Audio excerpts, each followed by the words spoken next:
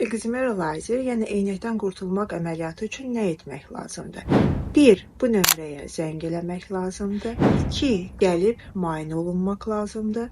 Müayinə prosesi 1 saat çəkir. 1 saatlıq müayinədən sonra sizin gözünüzün Excimer uyğun olub-olmadığını müəyyənləşdiririk. Əməliyyatın özü isə cəmi 10 dəqiqə çəkir. Amma sizin klinikada keçirəcəyiniz zaman təxminən 2 saat ola bilər.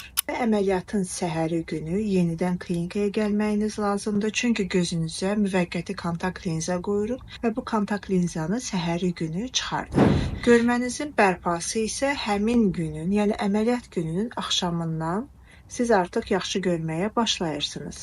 Əməliyyat günlərimiz hər çərşənbə günü, yəni həftənin 3-cü günüdür. Sizin müayinə gəlməyiniz 2-ci gündürsə, 3-cü gün siz əməliyyat olunursunuz və səhəri günü, yəni 4-cü gün isə kontakt linzanız çıxarıldıqdan sonra demək olar ki, azadsınız.